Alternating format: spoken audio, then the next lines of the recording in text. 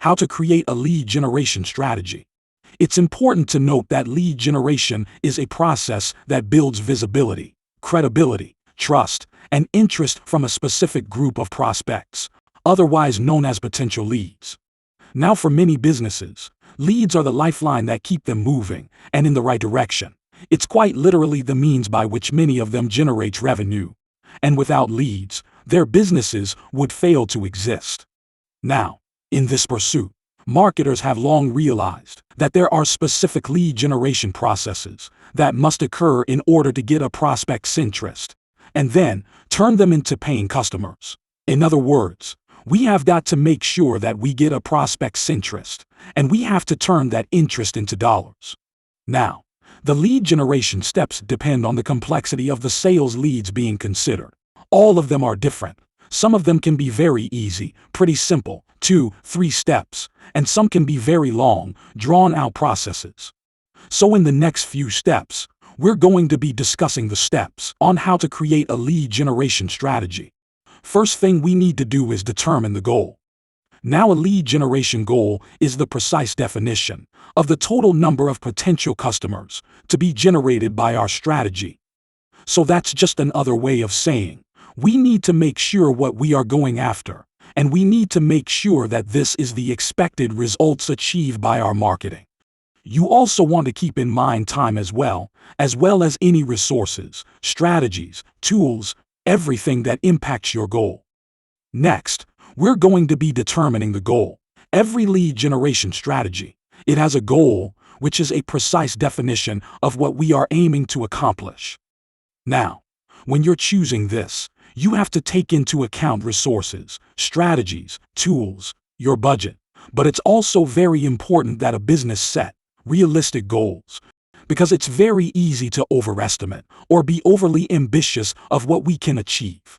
So it is important to set conservative, realistic goals. What you want to do is to narrow in on the outcome of what your business needs to accomplish. This will help in determining the goals. So ask yourself, is this a goal to sell a product or a service? Or do we need to build brand awareness? Or, for example, do we need to better position our brand in our market or our industry? Or maybe the goal is to schedule a sales meeting or a sales demo. It's important to define this goal, some of the questions that we can ask ourselves. In particular, if we need to generate revenue, would be, for example, if we need a certain number of sales, or if we need to drive awareness, we could ask ourselves, how many of emails or phone numbers do we need to hit our goals? If we need to be setting sales meetings, we can be asking, we need a certain number of scheduled meetings. Keeping all of these questions in perspective will impact how the business will approach the lead generation strategy. Next, we need to define what a perfect lead is. This means we're going to be creating an avatar, otherwise known as a customer profile. A customer avatar, sometimes referred to as a buyer persona, a marketing persona, or a customer profile. This is a representation of your ideal customer or client. The avatar is simply a fictional individual that helps us define who our ideal customers are, so that we can target and find them effectively when we're doing our outreach. This is a rough definition of your customer, so don't make assumptions or categorize them into large groups. Rather, we just focus on this fictional person and outline everything about them. It's recommended that you do not skip on or pass it over, thinking that this is a low-value task. But over time, you will find that it becomes a compass for your strategy and your planning efforts. We recommend that you create a very detailed avatar. You can have a few, but we recommend that you start by limiting the number of avatars to 3 or 4. Keep a very tight focus on the type of avatar. Make sure they are unique from each other. And finally, detail who the person is and what their role is in the sales process. Next, we're going to be creating a lead capture funnel with a follow-up plan. Now, a lead funnel is a process through which a potential customer or client becomes aware of your product. Here, prospects express interest, and they move throughout your funnel and end up becoming a paying customer or client. Now, businesses should also have a follow-up plan. We've all heard many times that the fortune is in the follow-up, and that is still very true today. We need to have a follow-up plan in order to gauge the various levels of interest of prospects. For example, if your goal is to set a sales appointment, we need to know how to follow up with that lead and eventually guide them towards that sales appointment.